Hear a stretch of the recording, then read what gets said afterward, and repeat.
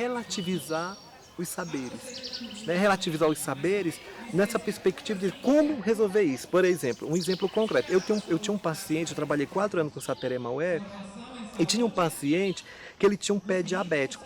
Né? Eu achava, como uma médica, nós jurávamos que era um pé diabético. E era a glicemia alterada e etc e tal. E ele estava com o dedo maior do pé, o hálus, necrosado. Qual era o nosso papel? Aquele papel de todo trabalhador, ficar louco, desesperado, encaminhar para Manaus, e que a resolução daquele pé era amputar aquele dedo.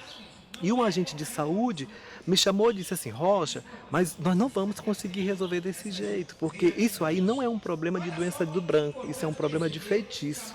Mas como feitiço? Feitiço? Sim, feitiço. Aí eu digo, mas como que é o feitiço? Aí ele mostrava, nós morávamos de um lado da comunidade e do outro lado como que fosse aqui, tinha um rio. Tá vendo aquela comunidade lá? Tem o seu José, que ele plantou um laranjal e foi para Manaus. E alguém entrou no território dele para coletar as laranjas que ele tinha colocado. Quando ele voltou para a comunidade, as laranjas não estavam. Então ele pegou um esporão de arraia, né? Pegou um esporão de arraia e foi furando as pisadas em cada local. O que acontece? Aquela furada ele furava exatamente no local do dedo grande. E alguém na comunidade apareceu com o dedo furado. E quem era a pessoa que mexeu? Então todo mundo na comunidade sabia que aquele cara estava com o dedo podre, né? Assim, traduzindo o que eles chamavam, que é a linguagem que eles chamavam, porque ele tinha roubado a laranja do outro cara. Então ele dizia assim, ele vai para Manaus, mas primeiro a gente tem que levar ele do outro lado do rio, na cabeceira do rio, porque só quem pode resolver esse problema é o seu pajé Tuxaua fulano de tal. A maioria dos enfermeiros que vão trabalhar nas aldeias indígenas, eles sequer conhecem a população que eles vão trabalhar. Então nós da enfermagem, a gente diz que a enfermagem cuida, mas como é que eu cuido das pessoas que eu não conheço?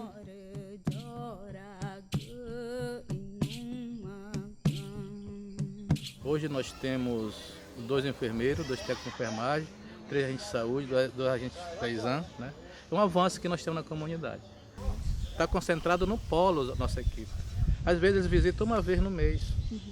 Né? Então essa é a batalha nossa de liderança, o controle social, de fazer chegar a saúde dia a dia nessa comunidade. Sempre a gente vem falando com o nosso profissional branco, né?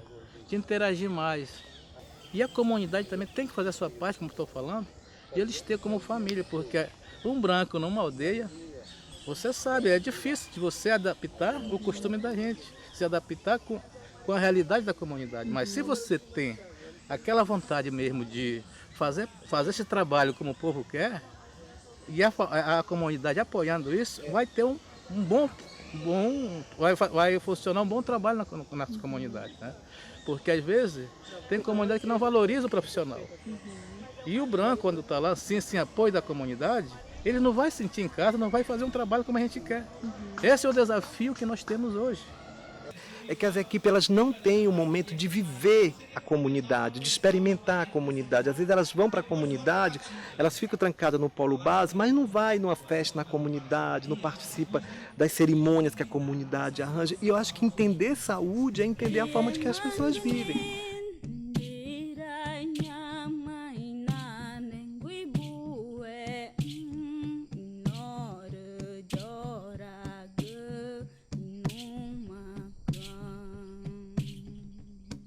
Nós precisamos de uma pessoa que tenha respeito pela tradição, pela cultura e que ao mesmo tempo domine tecnicamente as questões de saúde. Não adianta ficar abanando ou querer fazer pagelança sem saber.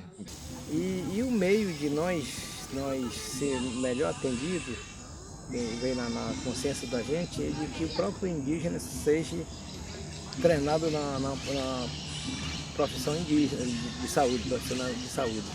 Que o indígena seja médico, seja enfermeiro, seja dentista. Essa é a finalidade do nosso movimento. Eu entendo que, primeiro, quanto mais densa for a atividade do agente comunitário, menos a gente precisa, e todo mundo já sabe isso que estuda a saúde coletiva, que 80% do cuidado pode ser territorial. Comecei a pedir que meus ancestrais me dissessem o que fazer, como fazer, porque eu precisava de uma resposta deles, porque essa é a minha raiz. Né? É buscar a resposta com meus ancestrais. E depois de uma semana eu tive a resposta, reuni meus filhos, que todo mundo ficou muito desesperado por conta do tratamento, que a gente vê tudo que é mulher careca, né? E eu não ia ficar careca. Aí eu disse que naquele dia não tinha mais choro, nem doença, que era só mais um desafio na minha vida.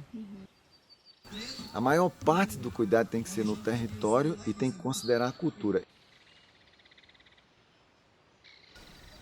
Retornei para minha aldeia, cheguei, conversei com o meu cacique, meu pajé, eu disse, tá, tem essa doença no meu corpo e nós temos que fazer isso, isso e isso. Aí ele disse, nós temos que fazer isso, isso, isso e mais isso. Aí eu disse, então vamos. E nós fomos para a mata. A primeira coisa que eu fiz foi tomar um banho muito grande no rio, dentro da mata. E depois me entreguei para a mãe natureza e fomos atrás das raízes, dos cipó, das folhas. Eu sei que eu tenho que tomar o remédio do branco, eu tenho esse entendimento. Mas eu preciso também da minha medicina, que é para não me deixar doente com o remédio do branco. Eu já sonhava fazendo remédio, né? Eu sonhava fazendo parto no meu sonho. Quando me acordava, eu não acreditava o que eu era, né? Eu não me acreditava. Eu mesma, minha pessoa, não acreditava. Aí, quando foi um dia, eu não aguentava mais dor na cabeça. Eu fui com uma curandeira, ela falou, minha filha, você é média de nascença. Só que você não vai trabalhar com o espírito, né, invocando, então você trabalha por ciência. Você é média de nascença, trabalha por ciência. Você só vive assim porque você não acredita em que você sonha. Ela disse, né? Aí só basta eu fechar meu olho, né? Aí vem aquela coisa assim, o remédio é isso, é isso, é isso.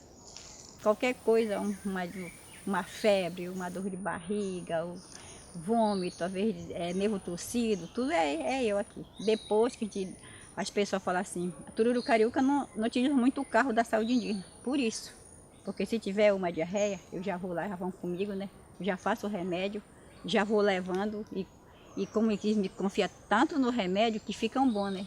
Às vezes, quando não dá mesmo para ficar bom, a gente leva para o hospital, mas ninguém usa muito remédio assim, medicina do branco, não. A gente tem que entender que o modelo é assim, nós não somos totalmente certos, nem médicos, nem enfermeiros, nós não somos donos da ciência, mas a gente também não pode negar o saber tradicional indígena. Então você tem, digamos assim, é o que eu chamo assim, você tem que ter o que a Esté Jean Langdon chama de relativizar os saberes. E a outra coisa é a gente tentar entender o mundo indígena, né? A gente pensar sobre a cosmogonia, a cosmologia, qual é a visão que eles têm de mundo, qual é a visão que eles têm, inclusive das doenças que eles trabalham. Porque a gente acha assim, a gente não tem tempo para parar de pensar, por exemplo, nas especificidades. As relações devem ser dialogadas, devem ser negociadas e eu penso assim, resumindo, eu acho que um pouco de bom senso já faria muito bem, e humildade também, para as pessoas reconhecerem e deixar claro também, olha, eu não sou indígena, eu não como essa comida, eu tenho dificuldade de tomar banho no rio, sei lá, estabelecer as diferenças, né, porque eu acho que isso é importante, né? Também você tem um outro perfil de profissionais que pensa que virou índio, chama todo mundo de parente, e aí parente para lá, parente para cá, mas que no fundo, no final da história, é um opressor, é uma pessoa que desrespeita as tradições, os hábitos, os costumes daquela localidade. E aí, por isso que eu digo que um pouco de bom senso sempre ajuda bastante nesse tipo de relação.